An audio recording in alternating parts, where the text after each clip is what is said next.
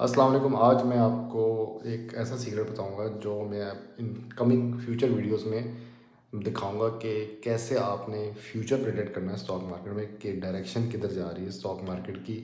मुझे कैसे पता लगता है, क्योंकि मेरी 5 6 7 प्रेडिक्शन बिल्कुल ठीक हुई थी। तो उसके हिसाब से मैं ना आप लोगों को एक टिप दूंगा कि आपने हमेशा क्या चीज़ चेक करनी है। तो ये शॉर्ट वीडियो तो मैं इसमें सिर्फ आपको जनरल बताऊंगा।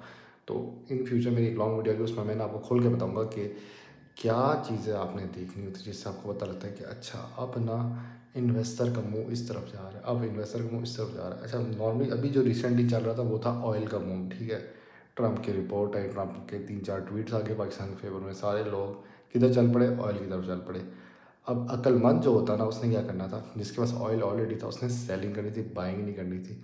मैंने काफ़ी लोग देखे वो पीपीएल में फंस गए। ये पावर पेट्रोलियम की कंपनी है।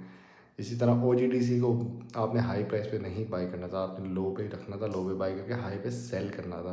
मैं इसलिए कह रहा था कि आपने ओजीडीसी उसी दिन उठाना था जितने का भी मिलता स्टार्ट में, क्योंकि वो थर्सडे के दिन था और फ्राइडे और फिर मंडे मैक्सिमम यहाँ तक होता है। 3 दिन मैक्सिमम जूस रहता है एक रिपोर्ट के, उसके बाद गिरती है, ठीक है। फिर मैंने ये भी बोला था कि अब आपने सेक्टर को स्विच करना है, आपने ऑयल पे नहीं रहना, ऑयल पे सेलिंग करनी है। और आपने ये देखना कि कौन सा सेक्टर गिरा हुआ है। तो फर्टिलाइज़र भी बहुत गिरा हुआ था, आपका टेक्सटाइल गिरा हुआ था, आपका फार्मा गिरा हुआ था, आपने इस तरफ चल पड़ना था।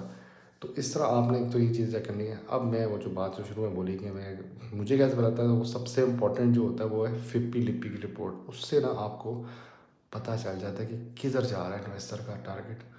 तो मेरी इंशाल्लाह एक फ्यूचर में ना लॉन्ग वीडियो आएगी जिसमें मैं ये फिपी लिपी की रिपोर्ट्स पढ़ना सिखाऊंगा आप लोगों को।